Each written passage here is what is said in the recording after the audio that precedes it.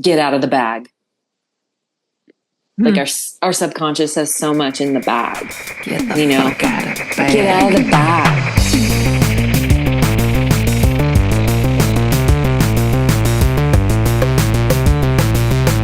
You are about to be informed.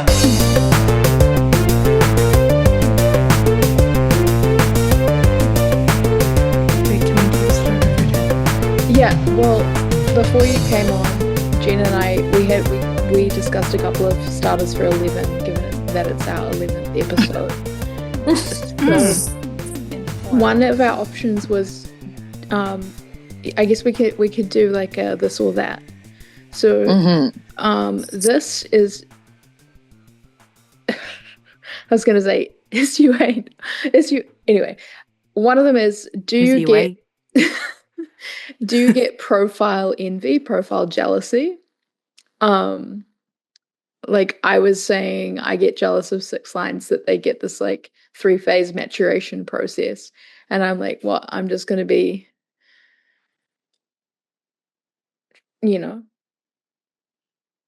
investigating and martyring ad nauseum. I'm feeling kooky today. And then on the other, what day is it? And on the other side, are manifestors inherently intense people, or are we mushy sooks? Guess we can cover both. Well, it's just a matter of where we begin.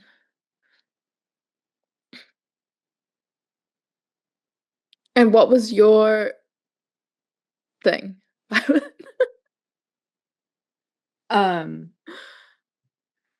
So when we had lunch, and Jen was like, Josiah has a message for you. And like the way that you delivered that and the way that I received that was really impactful. Should we tell the audience? I brought it up to Josiah today. He loved it.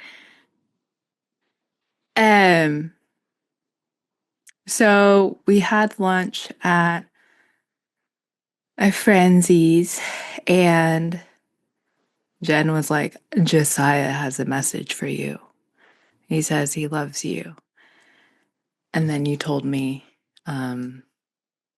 about like the party and just him. Did you say that he was overwhelmed? It was just like, or he felt overwhelming love. It was that. Like he was overwhelmed at the party. He was just like going, not eating, just doing the thing. But like he had so much to say about the Valkyries walking in, And then he was like, man, Violet, I love her. He's like, I should have told her. I don't know why I didn't, but he said, I love her essence and just who she is. She knows herself. That's it. Does he have undefined G hearts? Undefined G. Undefined G parts. Undefined G. I said G heart. I said G hearts, like G will. I think okay. I do think he also has an undefined heart. Or it might be totally open. I haven't looked at his chart in a minute. Yeah.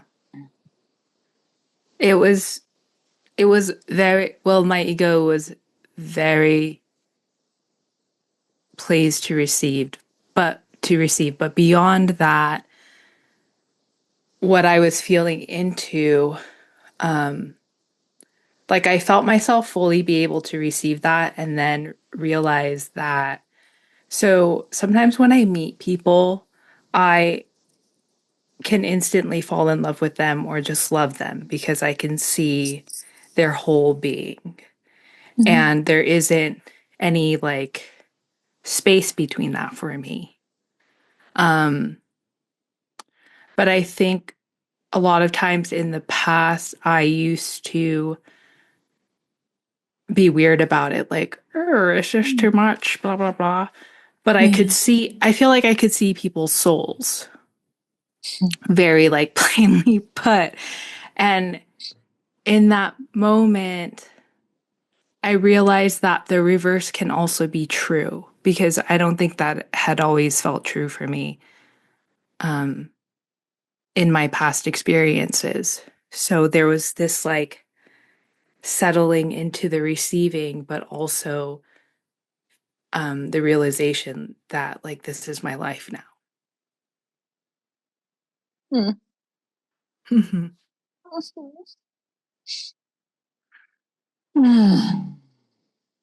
Yeah. Yes, it is. Yeah. So thank you. Yeah. It felt like just a really pure moment and pure expression from him.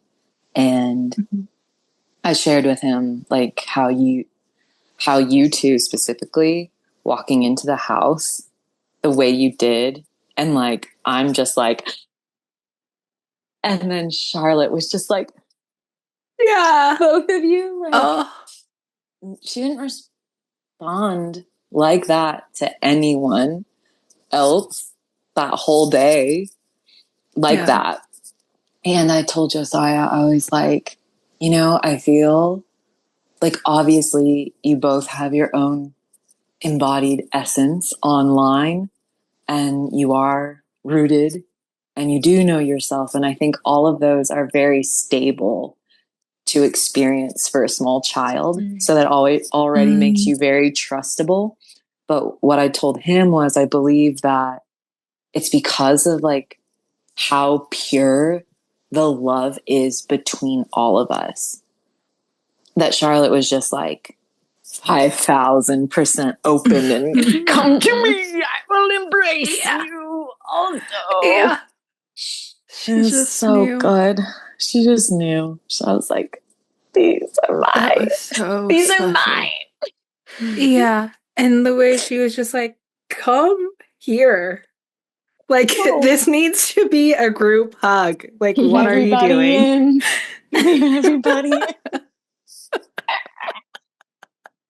It was cool timing as well, because producer Jack was sad and alone at home when his huge stack of slaps from Pi, including Josiah's original slaps, arrived. So like one of the first things that he showed me when I got home this morning was just like, I got Starshine mail. So geography means nothing. No. Yeah. It's like we were all in our connected little puddle. Mm-hmm. Yeah. Geography ain't no thing. I think that just brought up to mind, like, when I was reading tarot, like, kind of as my main service. Like, I was still making pipes and selling crystals, so I had been a product-based business for forever, but the first service that I started doing was tarot. And the funny thing is that no one really questioned me on it, but apparently I was one of the only ones at that time, the only Instagram tarot people who was getting a request to do a tarot reading and then recording it like alone and then sending the recording to people. And people would be like, and I got the return message back so many times. Like, whoa, I was like, I honestly was on the fence for a long time about this, because I didn't think you'd be able to really read me while we're not talking to each other. Yeah. And then I was just like, that's where the beginning, I was like, it's quantum entanglement, bitch. Like, geography, space, time, it is no thing. Like, there's nothing. Once I have been invited, you know, I have a lot of projector channels. And so once that has been invited, I've been recognized and invited, like now, you know, Mm-hmm. I've got access. You just given me permission to do what I do, which is see, you know, to see and feel you. And I would never take intake forms. Never, like, people occasionally would write something in the notes, but it was very rare. It was just, this is the reading I offer. You buy it and I'll email you it when it's done, you know? And, yeah, it was just a very, it was constantly corroborating that idea of quantum entanglement and how, like, if you're coming here asking for a thing, like, obviously we have entangled particles. Mm-hmm. If not before, now we do. Yeah. And so there's a direct line of intel that can flow freely through us. And if the intention is for me to read you, then I can reach you for filth, you know, without ever seeing you. I don't need a picture of you. I don't need to know what's going on. And yeah, it was just one of those, time, space is just, they're just dimensions. It's like, it doesn't matter where on the map you really are. Mm-hmm. You said something about having projector channels, so still needing that invitation to really share what you have or share your insight. Yeah. And I've been curious about that, like, as a manifestor, because I have 3 channels and 2 of them are projector channels. And I've found with doing readings, if someone isn't open to me, I can't, like, either the reading is really sharp for them or I can't, it's actually not that I can't, but I can feel that it's not like it is not being received. And I've been playing around with that, with having the manifestor, like, energetic aura, if that, like, I'm not necessarily meant to be invited to share that, but it might just be that the delivery has to be sharp and the impact will impact when it needs to. So I guess, like, my personal gripe is stirring up the field and, like, having to face conflict if need be. Does that make sense? I feel there's one place I want more said. Okay. Are these people coming to you for a reading, but you can feel inherently they're not open? Yeah. Okay. Yeah. Yeah. So all that lands. Yeah. But on the, like, on the other side of that, if people aren't coming to me for a reading and something hits, then if I'm not being invited to it, it's not for me to say? Question mark? Yeah. I don't know, because I'm the third line who always fucks around and finds out that it was a really bad idea to say it. So I can Yeah. Well, I'm also a third line. That's why I was I just fuck up. Like, ain't no thing. Okay, fine. At the end of the day, Ruffle this feathers, okay, darling. that. Mm-hmm. If you feel the urge to say it, so here's my full view of this. As a guideline, perhaps the most correct things we could say are when we're being invited to say them, right? Perhaps. So guideline, not a hard and fast rule. Guideline. Perhaps those are the most correct. And perhaps that could be causing the least amount of activity in the field, and people could have a value of calm and silence and nothing happening, and that could be great for them. And others could like the movement and the chaos and the ruffle of the feathers, so to speak. So I don't have a value judgment of which is which, but I personally feel that if I feel the urge to say something, even if it is the least correct thing and I am wrong, it was still correct. It was still right for me to say it if I had the urge.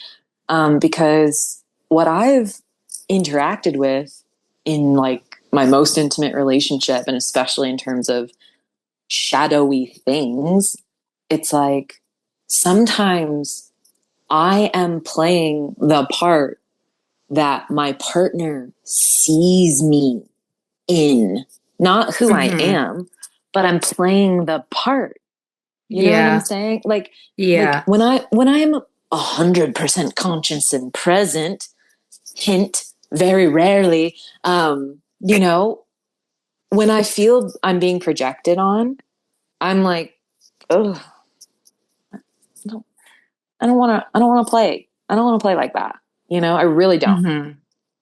But when I'm not, or I'm in a more, or a less erect state, I guess, less in my masculine, more in my feminine, more in my unconscious, or more in my feminine, like I will take on a character that someone sees me in. And I do it to him too.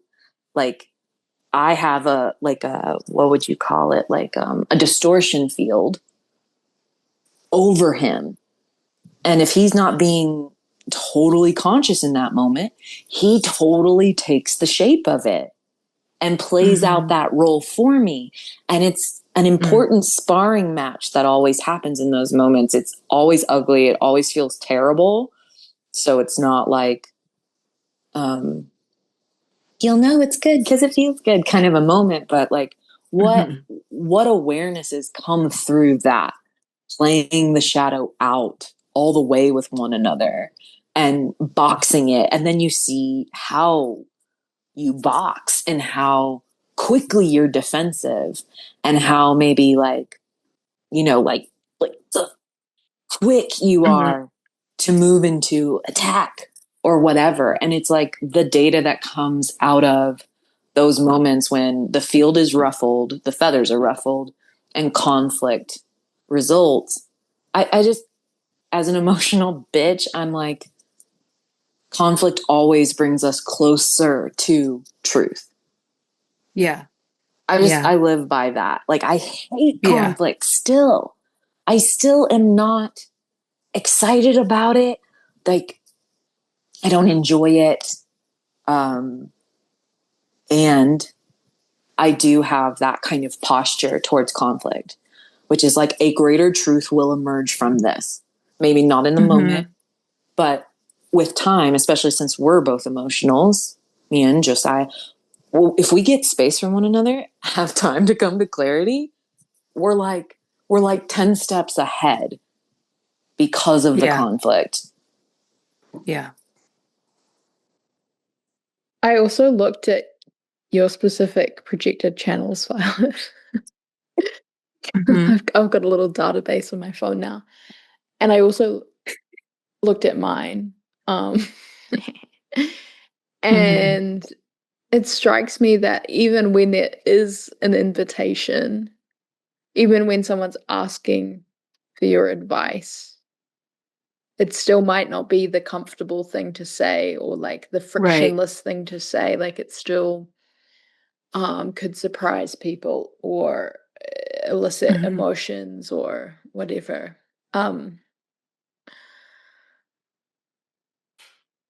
So it's that like it's something that I've been coming to lately is I'm not trying to avoid conflict. I'm trying to get good at conflict resolution with the people that I have like shared values with, basically. Yeah. And there needs to be some sort of level of correspondence about like what world we're living, like what the rules of our lives are, and like what it's important to be focusing on and talking about and moving towards. So I feel like it's one of those like case by case things that some people, even if they ask you, they don't like what you say, they just go like fingers up and peace out. And then the development becomes, how do I have discernment to say, oh, that wasn't about me, or like I'm not going to ruminate over that after the fact because maybe our paths are not knitted together, but just to like another thing that I want to say is I was thinking about the repressive reactive sort of dichotomy that's built into the binary that's built into gene keys. Yeah. I love that aspect, can I just say? Because I would say I always default repressive and Josiah is always reactive. So we represent like both expressions of the whole of the shadow. But it is that if you then come up against someone else that tends repressive, one of you kind of will oscillate and feel like we get those tendencies by filling the space that we're in. I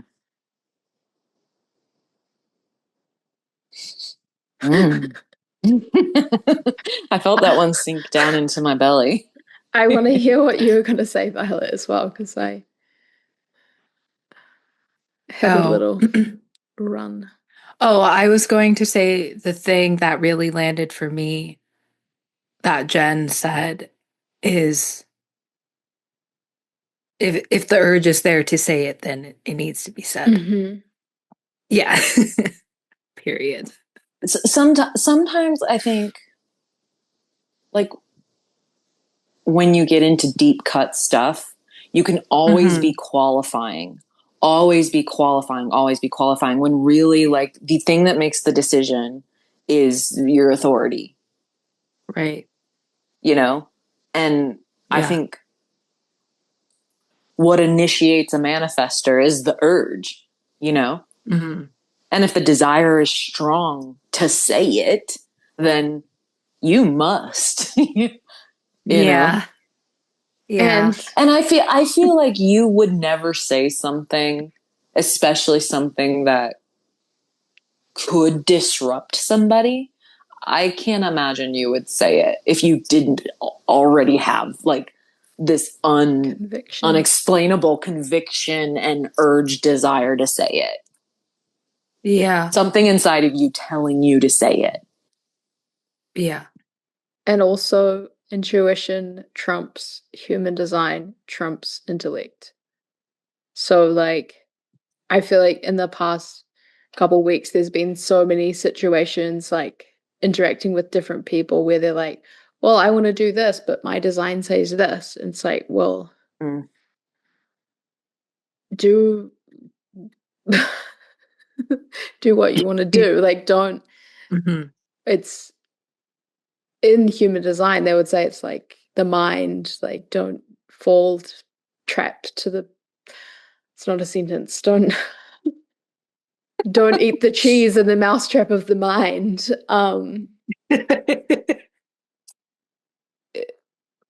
But just like returning to strengthening your own intuition, being willing to test your own principles of communication and sort of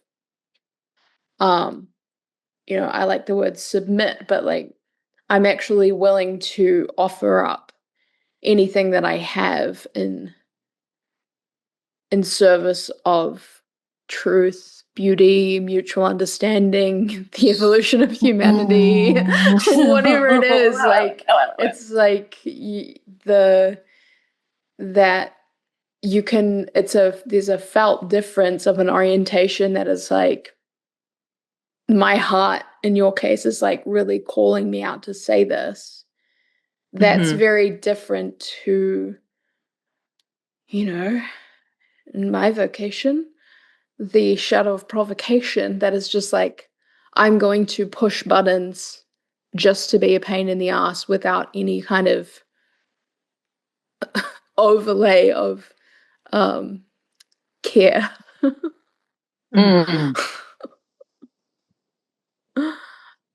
Yeah. It's like you and sometimes like we even sometimes you have to push the boat out and be like, oh, retrospectively, I was what do people say? Like biting my own nose to spite my face. Is that a saying? I can only speak in idioms because I'm that jet lagged and I had 3 hours sleep on the plane. So it's out of the frying pan and it's into the fire. Yeah.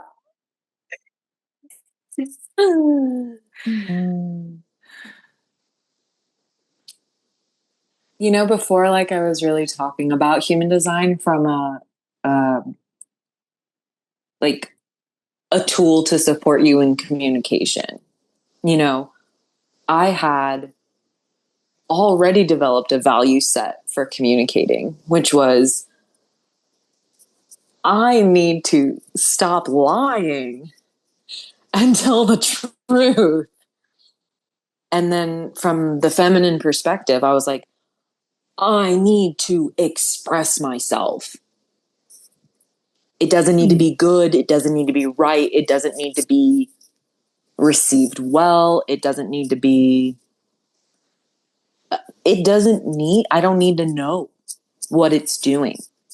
But that was true long before I had really plugged myself into, I need to inform, And I do think that is really helpful, and why I hope, especially anybody listening, that you have other wells that you draw from when you're developing your own ethos for being human. Like, human design is so helpful.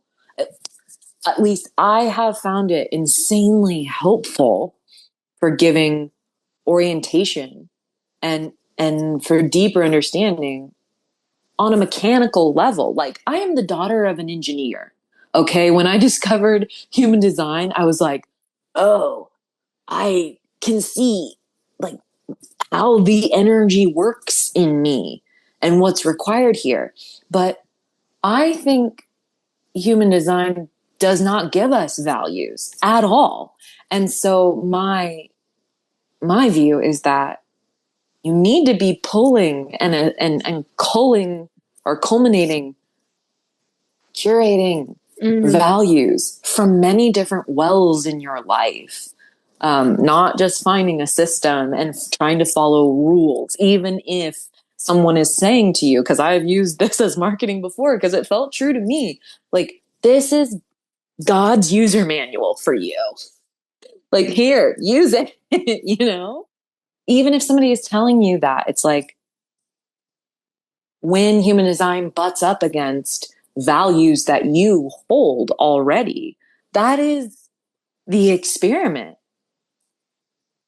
Try doing what human design says. Try not listening to that at all and starting to suss out the results. But when it comes to individual people communicating with each other, like, the results are probably going to be kind of hard to just make oh, yes, this works. Oh, no, this doesn't work kind of assessment. It's more going to be like, which do you feel peace after? Did you feel peace after, you felt like, oh, I feel this way and I feel an urge to inform this person of that? Okay, what happens when I get that kind of read in myself and I do it? What happens when I get that kind of read in myself and I don't do it? For me, I can generally see, I can easily see usually that if I get the urge and I don't do it, I don't feel good. Mm. And I can generally see that if I get the urge and I do it, even if the conversation made me feel terrible, after I leave it, there's a peace. There's a peace there. Relief. There's relief. I Because feel I like didn't hold back. I didn't hold back. but there's no one and done, because purpose is creative and meaning in life is creative. It can't be given to us by anything but our life, but our living, really. So it's that shift in orientation of um I like the word you use, curating, and like uh there's um there's something to be said for strengthening our decision making by making decisions. Comes back to like one of the first things I ever said to you, Violet, in person. No wrong choice. Like we just we're like moving forward, and we're lately I guess like the metaphor of performance has been so present for me. And that thing that separates we kind of talked about it last episode a little bit as well, but like what separates the technician from the master is very subtle refinements that happen through trial and error. Or trial and success, like just trial and trial. Okay, I was contemplating this like the past week. You know how people say, or I should say, you know how Yoda said, do or do not. There is no try. But I was like, I used to believe that for a long time. It sounded like good enough. But like, try is the root of trial. And running trials is something that almost every industry does. Almost like so many different fields are running trials to see what happens. And so I understand where that phrase comes from. There is no such thing as try. But like, I beg to differ. I try a lot of things. Oh my gosh. 1-3s are the research and development department. Hello, it's also it's giving mad scientist. It's so much better than investigator martyr. No, I'm research and development. And development. Exactly. And how do you develop something if you don't like run it as it is? It's like the one of my favorite examples is the man that founded Patagonia, and he would like go into the woods with the products and just run them into the ground and really like pressure test them. And that was kind of the keystone of what that whole brand was built on, was that field testing principle. And I love that, like the founder of a company being like, if it is not good enough for me, it is not good enough as a product. Like it must work to my level of expectation and desire for me to put it out there. I remember being so much integrity. Yes. I remember the last creative job I had, which was like over 10 years ago now. But like the woman who I worked for, she was like, I just need these done faster. Like I was photographing products and like putting them online. And I was like, well, I need them to be at a place where I know that the color is as true to real life as possible. I need to take some time to like, adjust these. like, I'm not just going to snap them and put them straight off. I need to like brighten that white background I used, you know, because the fluorescent is killing it. And so I'm like looking and I'm making sure the colors are correct, because I don't want your customers to be purchasing fabric that does not look like it looked online, you know? Yeah. But what I was really saying is that like, it doesn't, like, I can't put a photo online where I'm like, it doesn't look like that in real life. And I can't sell that to your customer, even though that it wasn't my customer.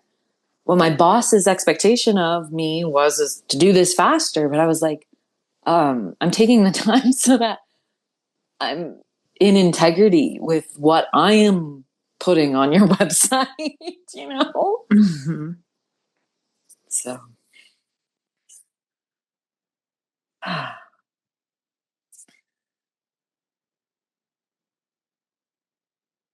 I will say which profile line I am most jelly belly of, and it is twos. Yeah. Me too. I think it says that. I think that was gonna be mine. I think it says that in the manual. I hated the 3 for so long. She's a doozy. Oh my God. I made a little talking head video today. And I was talking about this phrase has just been here for me really ever since I started running No Coast Yoda, and it's the barrier to entry.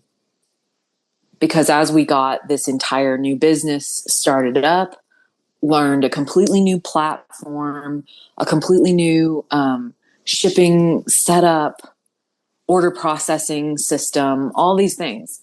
It was always difficulty at the beginning. Difficulty at the beginning, which is just like you're orienting to something that is kind of outside your scope. You're unfamiliar with it. And so the unfamiliarity in your body is like the first barrier. And then the next barrier might be, I don't know how best to do this, you know? So there's kind of these barriers to getting to a place where you're actually running a fully functional system. Yeah. And I feel like so many people just bail because it's difficult at the beginning. Yeah. But I think everything in life is like that. Anytime you are meeting unfamiliarity, you will experience except for second lines, you will experience difficulty at the beginning. But I see the 1-3 as the very beginning. And so it makes sense that we, you know, kind of struggle with accepting our plight. But here's something cute. So difficulty at the beginning is hexagram 3 in the I Ching, gate 3 in human design. In the Tao Te Ching, there is a line that goes, the 1 begets the 2 begets the 3, and the 3 begets 10,000 things. So the 3 is the principle that manifests all of life.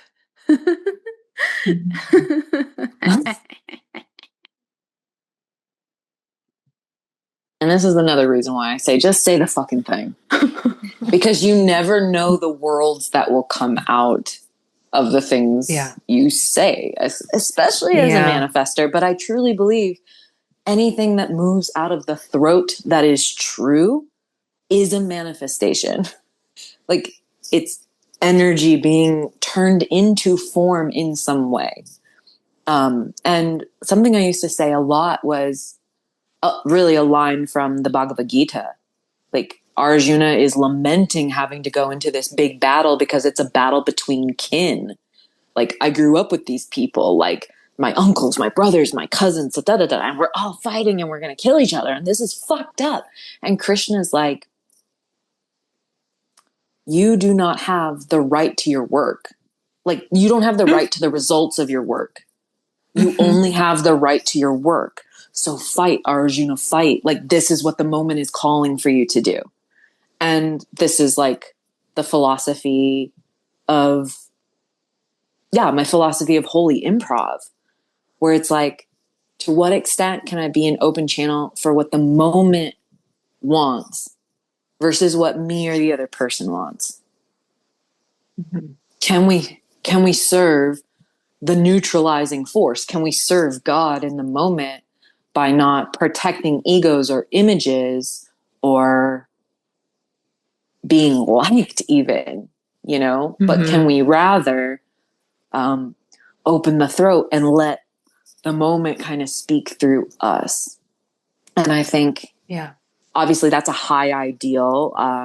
There are moments of it, pure moments of it that I've experienced, but it's not like a fully living and breathing state for me. It's just like these shine through experiences, but they're so pure.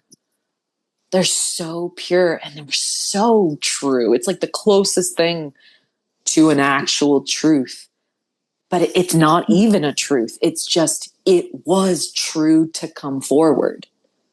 Life wanted to breathe this sentence through this vessel and land in that person's body. And we don't know what the results of it are going to be. We may never know what they are. Oftentimes, like when I would give a tarot reading, like I had never seen their face. And there were plenty of people who never emailed back. You know what I mean? Like, I think a lot of people just receive their shit and are just with their shit.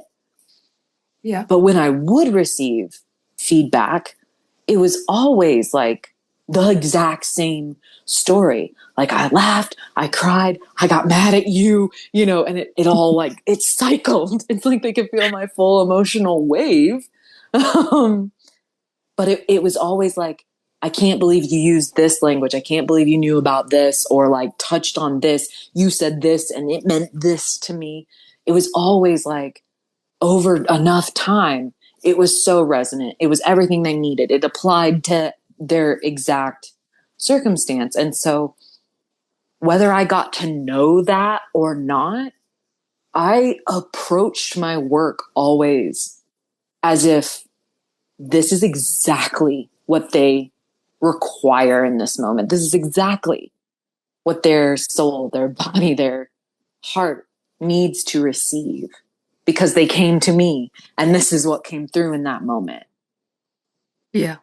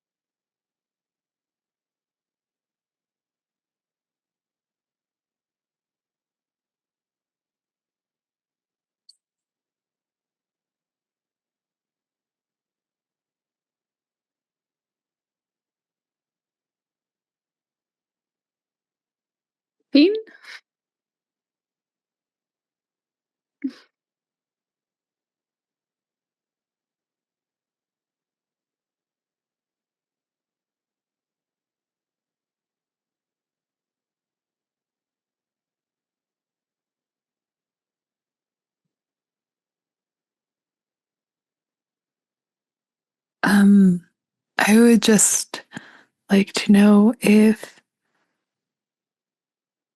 Piper has anything to share, or she would like to enter the space with your voice. Anything you say can and will be used as an intro. I do not have any other envy. I do not have any envy for other profiles. Well, you wouldn't. What is it? A 4/6 is like the gracious leader, the almighty one. Where's my fucking throne?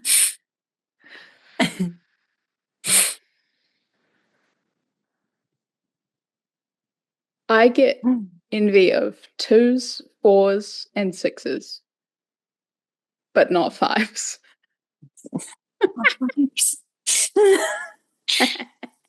It's weird because like 2s get projected on just as much as 5s do, but what people are projecting on a 2 is much different than what people are projecting onto a 5. Word.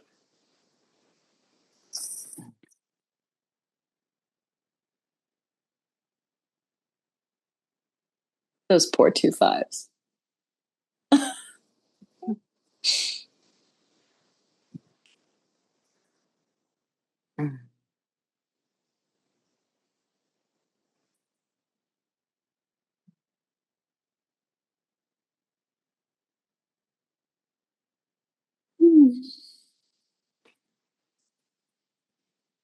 Oh, what was the other starter, Karen? I feel like we covered it because Violet, this episode, I'm trying something new where I write notes as I go so that I can write better descriptions because my last few descriptions were but I really like it. So the other starter for 10 was, are manifestors inherently intense people or are we mushy sooks? And I feel like Violet answered it that we're like intense mushy sooks. Like I was about to say the answer is both. yeah. Like Yeah. it's Felt like that. a turtle. There's like a soft underbelly. But there is that like what I often feel or describe as a two-way mirror that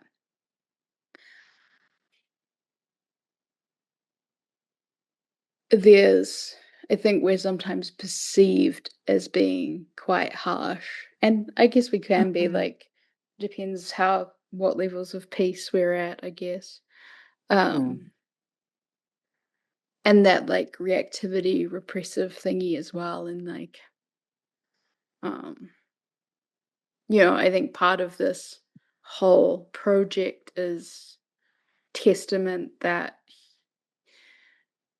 having some level of awareness that like orients us to peace and that also gives us language for, at least for me, and maybe this is like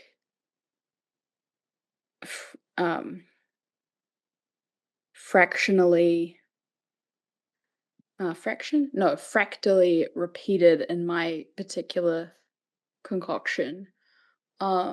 It's like gives us language and reason and value for this certain feeling of, I don't know if I want to say isolation or separateness or loneliness that all people have. Like we all have some level of interiority and self-containment, but it gives us this, or at least for me, it like gives me some solace to have a worldview that includes that I am this particular way so that I can effectively create what I want to see in the world. And that it's that I experience these emotional lows and highs and textures so that I can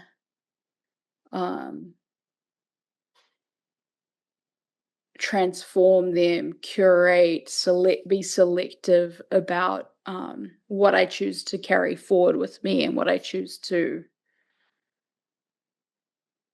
refine or pull apart or articulate in a way that transforms.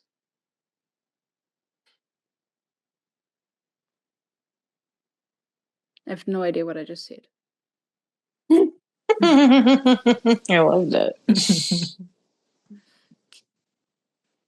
Well, I feel like it also depends on who is receiving you.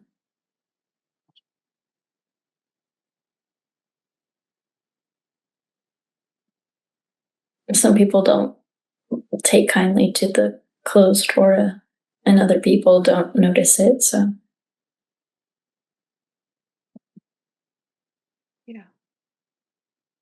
I guess that's also the, like, kind of comes full circle back to the projected channels thing. It's like, okay, if I have projected channels, someone invites me and then I speak. It's like a tripwire that then I'm informing, that then I'm opening up the closure, the enclosure, the lines around the pen. The tigers are on the lawn. The tigers are on the lawn. The cat has left the bag. The cat has left the bag. The bear is up the tree. He's looking down at me. The tigers are on the lawn.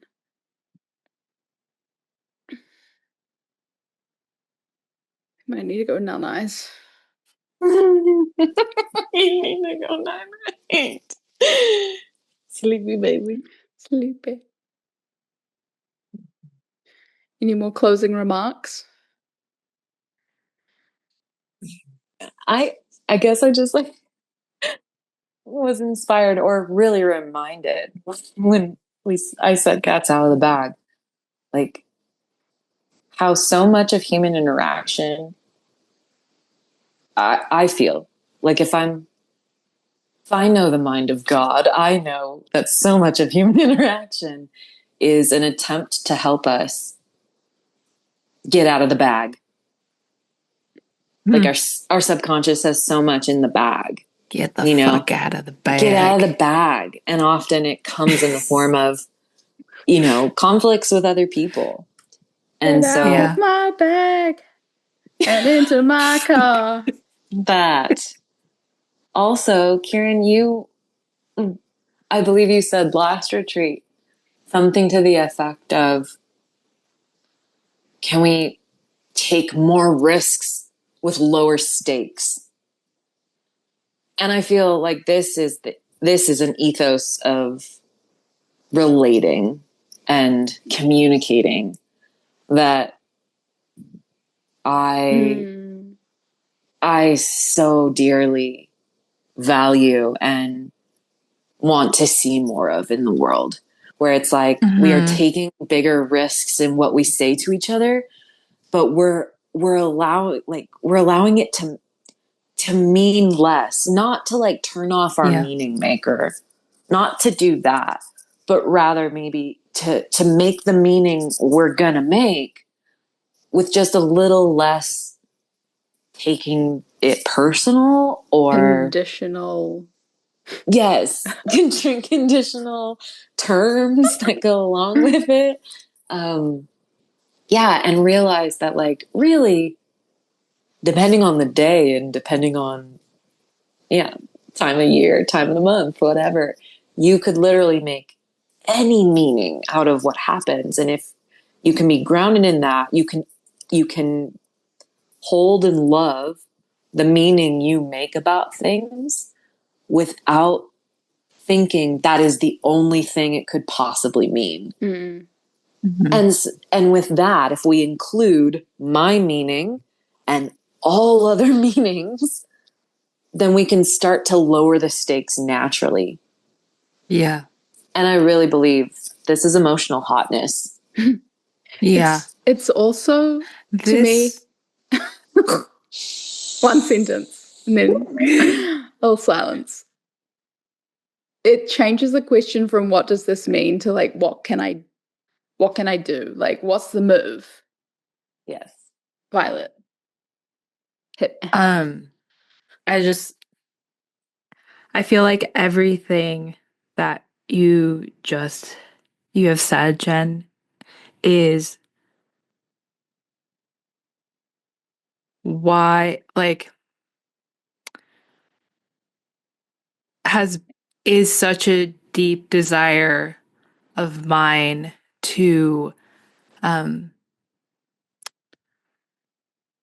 embody like all of the work that I've done up until this point is because of that desire to be able to be in connection and in relationship in our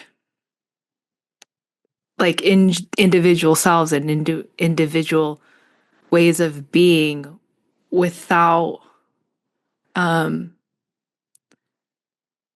like without what I want and how I want to be having that be anything that's personal. If I say no or if you say no, like that's great. We move on and we digest life and we um continue to be true and like move correctly. Mm.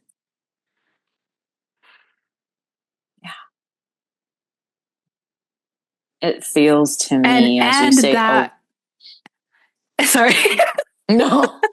And that like I love like and that we can be in conflict or in dissonance with one another and still um continue to find love and respect for the other.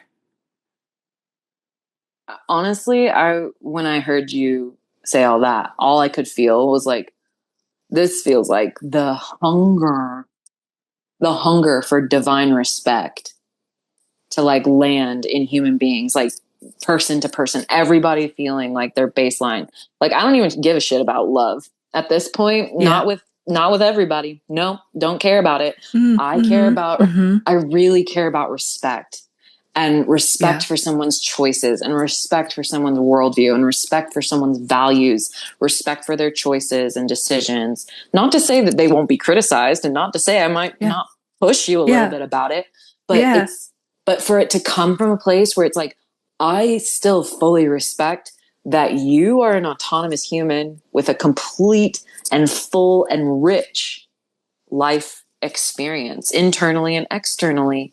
And just because I disagree with you, I am not going to negate or dismiss or deny or ignore that you have arrived exactly where you have arrived based on how you are designed and what you've experienced. And if I was designed like you and I had experienced what you'd experienced, I would feel and think exactly like you do. Yeah. I forget that a lot, but like that to me is divine respect. And I wish it upon the land. Yeah. Yeah.